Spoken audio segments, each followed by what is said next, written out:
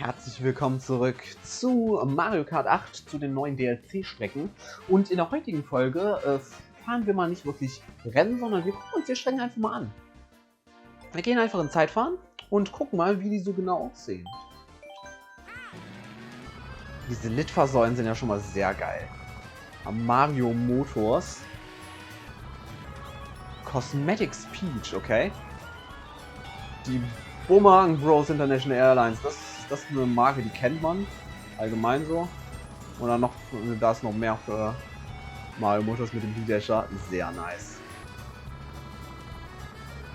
Ja, hier natürlich der Triumphbogen, ne? Kann man hier theoretisch durchfahren? Okay, kann man tatsächlich. Man wird zwar zurückgesetzt, aber man kann da theoretisch lang fahren. Er geht zwar nirgendwo wirklich hin, aber cool. Okay, hier ein Café. Mit Speisekarte sogar. Ach nee, das... Ah. Okay, das sind diese Teams, die hier immer... Boah, ist aber edel hier mit Wasser da am Restaurant und so.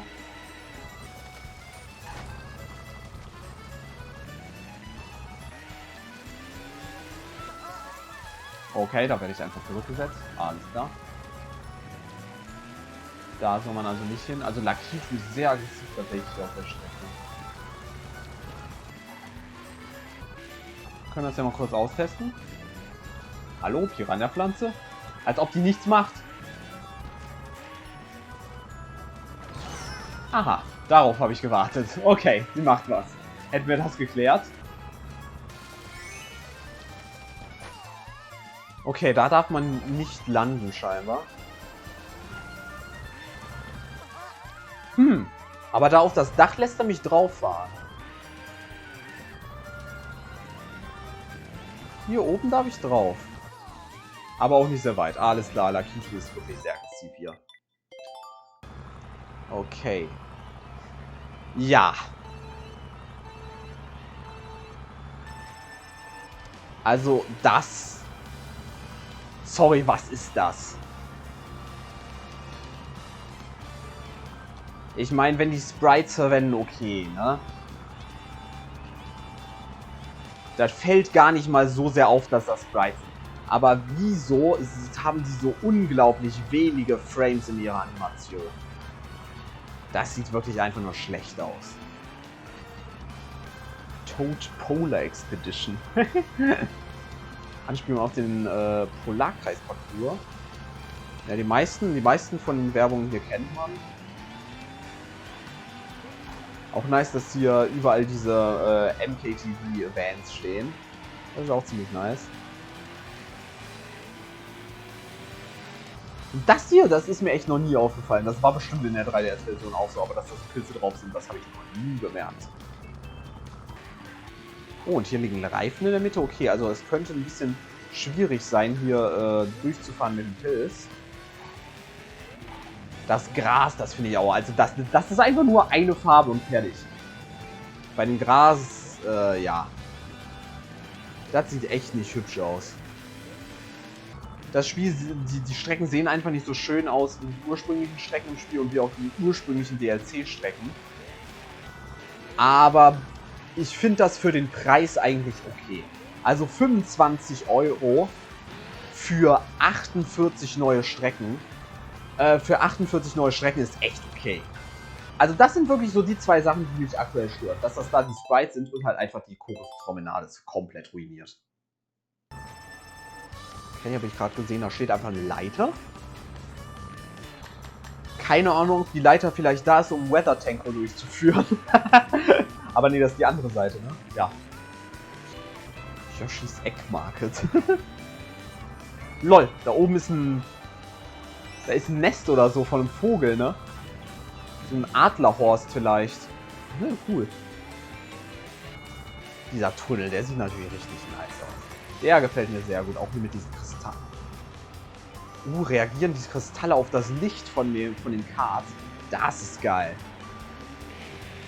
Ja, auf jeden Fall. Okay, das ist sehr nice. Auch die Shy Guys. Die Shy Guys haben wir ja gesehen, dass sie sehr mit Kristallen haben. Die bauen ja auch Kristalle hier in in hier der Wasserfall-Level ab. Da oben war Werbung, die würde ich mir gerne angucken. Dreamgliders. Ja, und dass man halt hier nicht mehr runterfallen kann. Das ist echt uncool. Shy Guy Metals. Since 1987. Roy Smooth Sounds. Aha. Moment, das andere kann ich vielleicht sehen, wenn ich hier so... Ja. Bourbon Plugs. Aha. Entferntes sind hier. Da vorne auch wieder ein Mario Kart TV-Van. Hier stehen auch einige Autos. Ich habe auch im Intro vorhin gesehen, dass es hier auch ein... Genau, da ist so ein Auto mit so einem Surfbrett drauf. Was hier eigentlich sehr gut hinpasst. Und natürlich praktisch für die Entwickler kommt einfach das Model verwenden. Vanilla Lake Winter Sports Equipment. Vanilla Lake ist nicht in diesem Spiel. Könnte es sein, dass wir eventuell Vanilla Lake später, irgendwann in einem späteren Teil dieses DLCs bekommen? Vanilla Lake auch das einzige Setting aus Super Mario Kart, was noch nie ein Remake bekommen hat. Keine der Strecken. Und da hinten ist ein Plakat für Dino Jungle wahrscheinlich, ne? Ich kann es jetzt nicht lesen von hier aus. Aber vielleicht steht sie ja noch irgendwo anders auf der Strecke. Kann man das nochmal ein bisschen besser angucken. 100% Organic Anti-Freeze. Carmack Bookstore. Red Shell Strike Equipment. Oh, und das ist ein Plakat für diesen Toad Toy Store, genau, der sich in Toad Harbor befindet. Wendy's Handmade Donuts. Und Shy Guy Records. Aha, da ist ausgeschildert, wo es zu den Toiletten geht und so. Ah, cool. Fireflower Curry House. Okay, das ist schon sehr geil, wie sie das hier detailliert haben und so. Das gefällt mir. Wendy's Car Interiors. Mega Mushroom Large Size Clothing. Daisy's Flower Market. Fireflower Girls, Shy Guy Records. Burning DK Sports Drink. MMA Road Service. Ich glaube, das sind die meisten davon. Kennt man schon an alten Strecken. Ah, hier war Dino Outdoor und Camping Goods. Okay. Okay, dann gucken wir mal noch in die Abkürzung rein. Die konnte ich mir ja noch gar nicht angucken. Fahren wir durch einen Kleiderladen, scheinbar. Und man kann auch immerhin noch hier oben rumfahren. Sehr nice. Coconut Café, das haben wir noch nicht gesehen. Super Marine World Dive Shop. Ich finde das immer cool, sich diese Werbung anzugucken hier. Für so diese fiktiven Produkte im Prinzip. Barrel Travel. LOL, wie geil! So eine Donkey Kong Anspielung. Donkey Kong Country. Ah, da haben wir Daisy's Flower Market. Banana Boy.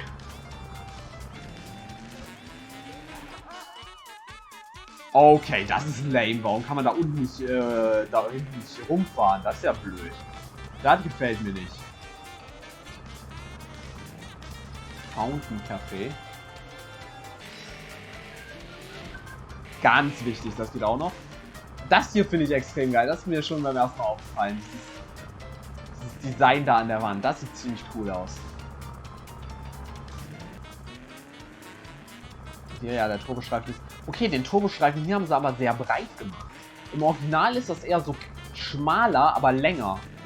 Das finde ich interessant. Ah, hier können wir auch nochmal uns so einen Getränkeautomaten von Namen angucken. Sehr cool. Aha, hier haben wir den Food Park. Auch sehr nice. Racers Cola. Racers Orange. Und was haben wir da noch? Racers Lemonade. Nice. Da noch ein großes Werbeplakat für Coconut Mall.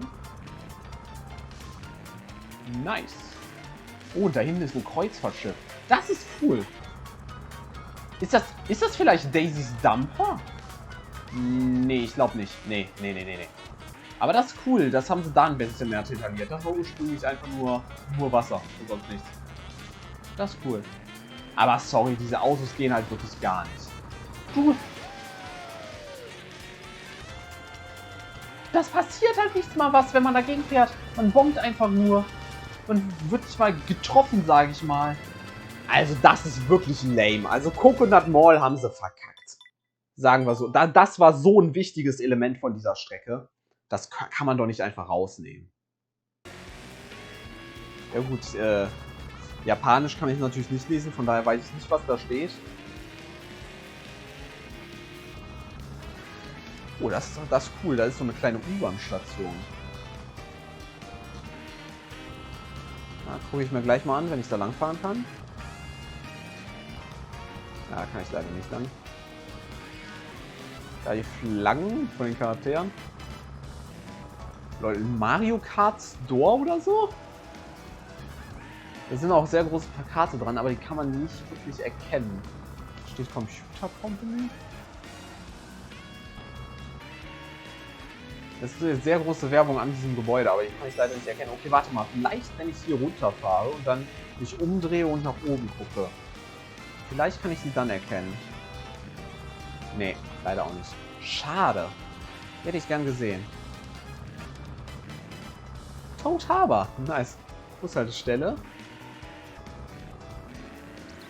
Da ist eine Telefonzelle. Ampel haben sie auch dran gedacht. So, hier die... Wollte ich mir ein bisschen genauer angucken. Okay. Das ist ein bisschen enttäuschend. Da geht es nicht tatsächlich nach unten. Da ist einfach nur so eine... Da hätten sie ja zumindest Stufen andeuten können. Also das finde ich ein bisschen enttäuschend. Oh, aber hier an Regenabschluss haben sie gedacht. Cool. Das ist mir eben während dem Rennen schon aufgefallen. Hier, dass da ein Briefkasten steht. Das ist cool. Ja, Lucky Two krieg dich ein. ES. Mario Electrical Support. Okay. Shellbooks Comic Game Hobby. Okay. Sehr viel mehr kann man davon aber leider nicht erkennen. Das ist wirklich schade. Das hätte ich mir gerne genauer angeguckt. Und hier ist auch so ein Schild, das man irgendwie gleiten könnte. Da ist so ein Gleiterschild. Das ist auch auf, ich weiß, dass es auch auf der Toads Autobahn ist. Wo man dann über diese Brücke drüber gleiten kann, wenn man über einen von den, wenn man über einen von diesen LKWs mit diesen Rampen fährt, wo man dann gleiten kann. Aber hier kann man ja nicht gleiten. Es gibt keine Möglichkeit. Also verstehe ich nicht, warum dieses Schild da ist. Das ist irgendwie weird. Also hier kann man gleiten, okay, aber das, naja. Okay, hier stehen so kleine Pilze, die absolut keine Kollision haben. Okay, das hätte man doch sicher besser lösen können. Dass man die umfährt oder so. Also das ist ja wirklich, Also ich weiß nicht.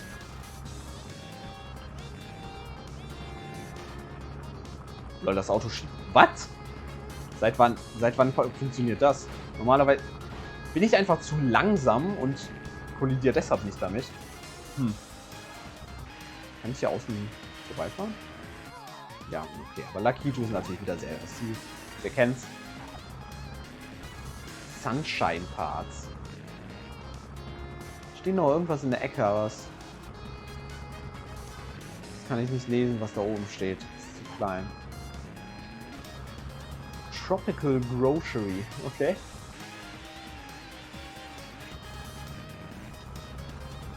Meadows Milk, okay, das ist cool. Das gefällt mir. Okay, hier will ich jetzt aber mal ausprobieren. Aha, okay, also man braucht einen Pilz auf jeden Fall dafür. Aber man kann da abkürzen. Okay, das ist cool. Das ist das ist eine coole Idee. Ich denke mal, hier wird es jetzt nicht allzu viel zu entdecken geben. Aber auf jeden Fall, diese Wolkentextur sieht wirklich weird aus. Aber richtig. Okay, alles klar. Lakitu ist auch hier wieder ein bisschen überaggressiv.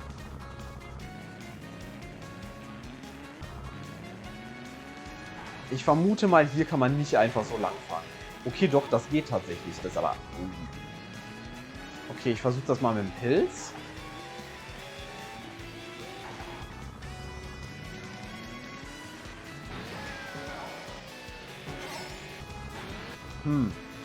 Okay. Also die kann man auch so theoretisch nehmen. Aber ich glaube, das hier ist der beste Pilzspot auf der Strecke. Oh, da muss man aber gucken, dass man dann nicht so weit rauskommt. Naja, aber ja, das habe ich mir gedacht, da gibt es jetzt nicht so viel zu entdecken. Da gibt es aber auf jeden Fall sehr viel zu entdecken, glaube ich. Das ist eine Strecke, wo es halt viele Optionen gibt. Zum Beispiel dieses Wasserrad da links, das ist mir vorher noch gar nicht aufgefallen. Oh, okay, da kann man wahrscheinlich drüber springen, theoretisch. Würde ich jetzt wahrscheinlich eher nicht machen. Ich glaube, dann ist das ein bisschen schwer mit der Kurve, aber... Oh, cool! Das ist ja cool mit dem Kettenhund da. Da ist ein großes, so ein großes Trommel oder so. Hier ein paar Waffen an der Wand. Ich meine, es ist ein Dojo, also von daher macht Sinn, ne? Ein paar Früchte. Ach komm, Lakitu, jetzt übertreib mal nicht. Mensch. Langweiler. Werde ich zerquetscht, wenn ich da drunter stehe? Das würde ich mal ausprobieren gerne.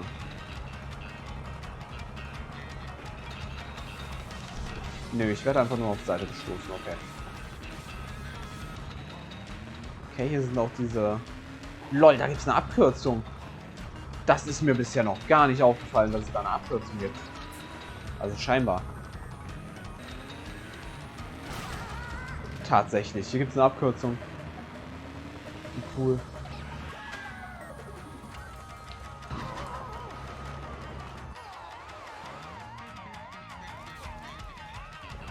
Das ist mir überhaupt nicht aufgefallen. Und ist... Warte mal. Okay, nee, schade. Ey, das wäre die perfekte Gelegenheit gewesen, um so eine Statue von diesem Kung Fu Lakitu aus von Dragon Driftway hinzupacken. Ah, verpasste Gelegenheit. Das wäre wirklich perfekt gewesen. Wow, Lakitu lässt mich hier mal hinfahren. Cool. Ich darf mich tatsächlich mal ein bisschen umgucken. Dann gehe ich mal nach oben. Da ist einfach so irgendwie so ein Scheiger, der Kung Fu macht oder so. What? Jetzt ist er weg. Lol.